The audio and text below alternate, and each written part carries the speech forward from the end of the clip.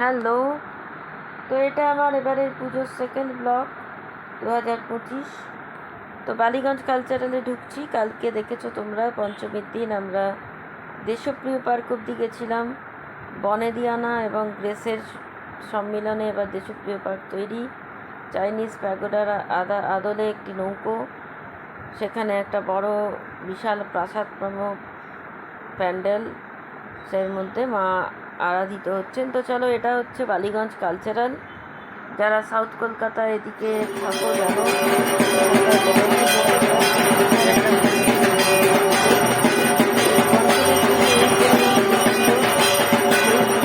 অ্যাডের কেরামতিতে এবারে পুরো সাউথ কলকাতা ভরে গেছে। আকাশে দেখো গ্যালাক্সি, এসবই ডিজিটাল অ্যাড। এটা গত বছর থেকে এখানকার নতুন ট্রেন্ড চলছে। তো যাই হোক, আমরা পঞ্চমীর দিন যাচ্ছিলাম, আমরা পরিচিত ফ্যামিলি সবাইয়ের সাথে। বালিগঞ্জ কালচারাল এবার 75 ইয়ার্স, 75 বছরে পড়েছে। 75 বছরের মধ্যে দেখো মানুষ ভিড় করে যাচ্ছে। আশেপাশের দেওয়ালে 75 বছরের সব ছবি আছে। আর এদের থিম এবার ছিল প্রথা। প্রথা মানে একটা দালান বাড়ির আদলে, পুরনো দালান বাড়ি বনেদিয়ানার আদলে লাইটিং দিয়ে এরা তৈরি করেছে। আর এই দেখো, যেমন আমরা দেখেছি বনেদি দালান বাড়ি, উপরে উঠে দোতলার থেকে বারান্দা, সেখানে মেয়েরা দাঁড়িয়ে আছে। দালানে পুজো, ঠাকুর দালান, সেখানে পুজো হচ্ছে। সাউথ কলকাতার ভিড়টা নর্থ কলকাতার থেকে একটু অন্যরকম এই কারণেই, নর্থ কলকাতার গলি এত বেশি, সেখানে নামি দামি পুজো। সেখানে গিয়ে কিন্তু একটা কোথায় যেন একটুখানি হয়ে যায় সাউথ কলকাতার তুলনায়। এত গলি গুপছি দিয়ে যেতে যেতে সেই পুজোর যে ক্লাসিনেসটা চলে যায়। তা এইখানে দেখতেই পাচ্ছ সাউথ কলকাতায় কিন্তু সাফোকেশনটা একটু কম, ভিড় প্রচুর। পঞ্চমীর দিনই এই ভিড় ছিল, তাহলে সপ্তমী, অষ্টমী, নবমী, ষষ্ঠীতে কী ভিড় নেমেছিল বুঝতেই পারছো। যারা ঠাকুর তো সবাই দেখেছো, জানেই।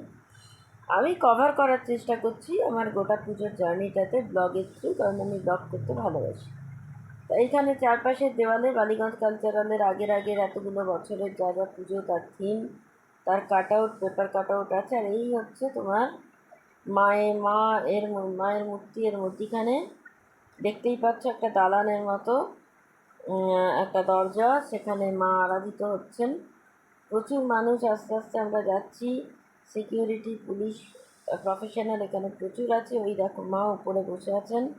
অসাধারণ হয়েছে এবার বালিগঞ্জ কালচারালের পুজো। এই হচ্ছেন মা। মন ভরে নমস্কার করলাম। আরেকটা বছর, আজকে নবমী, আবার এসো মা। আর কালকে এই সময়, আজকে রাত্রিবেলায় নবমী নিশি এসে যাবে।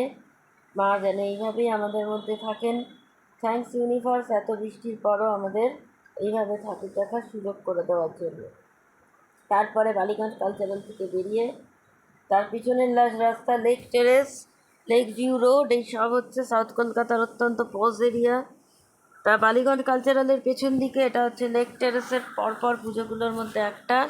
এই পুজোগুলো বেশ মাঝারি মাপের হলেও বেশ বড় এবং বনেদি এলিগ্যান্ট পুজো। এই পাড়াটাই হচ্ছে পজ এরিয়া। এখানেও কত সুন্দর ঠাকুর হয়েছে দেখো। এই ঠাকুরগুলো আমরা প্রত্যেকবার দেখি, বা সব সাউথ ক্যালকাটান্সরাই দেখে। সুন্দর ঠাকুর, সুন্দর মণ্ডপসজ্জা, এলিগ্যান্ট একটা বনেদিয়ানার ছাপ। এখানে মা আরাধিত হচ্ছেন লেক টেরেসের এই পুজোয়। এর ঠিক সামনেই আরেকটা পুজো আছে লেক টেরেসের, সেখানে আমরা গিয়ে এবারের পুজোর পঞ্চমীর ঠাকুর দেখা শেষ করেছিলাম। রাত তখন ঘড়ির কাঁটায় 10টা ছুঁই। প্রচুর মেলা, চারপাশে ফুচকা থেকে চাইনিজ, মোমো, বিরিয়ানি, খাবার দাবার ভ্যারাইটি কি নেই চতুর্দিকে। এবার মেলায় মেলায় ভরে গেছে কলকাতা। এই ঠাকুরটা যখন দেখলাম, তার আগেই দেখলাম একটা অন্যরকম জিনিস। সন্ধ্যা আরতিতে দেখো মানুষ উদ্বেল হয়ে নাচানাচি করছে, এখানকে মানুষরা আনন্দে করছিল। আর এখানে আমরা যেহেতু পঞ্চমীর দিন গেছিলাম, মাকে এখানে অস্ত্রসজ্জায় সজ্জিত করা হচ্ছিল। এটা একটা নতুন ব্যাপার ছিল, নতুন রূপ মায়ের। আর এই যে লেক টেরেসের এই পুজোটা দেখো, মায়ের চোখ দুটো কতটা মানে দীপ্ত, এবং যেন মনে হচ্ছে সত্যি অসুরকে নিধন করছেন। তেজি এবং দীপ্ত একটা মূর্তি, যেটা দেখলেই আবেগে, ভক্তিতে মাথা নত হয়ে আসে। তো যাই হোক, সবই অলমাইটি গড, যারা যেভাবেই পুজো করো তার উপর কিছুই নেই। আমরা শুধু আমাদের কাজ করতে পারি, আমাদের সৎ পথে চলতে পারি, আমাদের ভক্তি বজায় রাখো। মায়ের চোখ দুটো, হাতে ত্রিশূল দিয়ে ঠাকুরমশাই ত্রিশূল খড়গ দিয়ে অস্ত্রদান করছেন, আর প্রচণ্ড ঢাক ঢোল এবং উলু সহযোগে মাকে আরাধনা করা হচ্ছিল। সে যেন একটা অপূর্ব ত্রিশূল দিয়ে সজ্জিত করা হচ্ছে, একটা অপূর্ব মহিমায় মা এখানে আমরা দেখলাম। পঞ্চমীর দিন মনটা ভরে গেল। তারপরে আমরা সেদিনের মতো ঠাকুর দেখা শেষ করে বাড়ি ফিরলাম। তোমরাও আমার ব্লগকে লাইক, শেয়ার, ফলো অবশ্যই করে।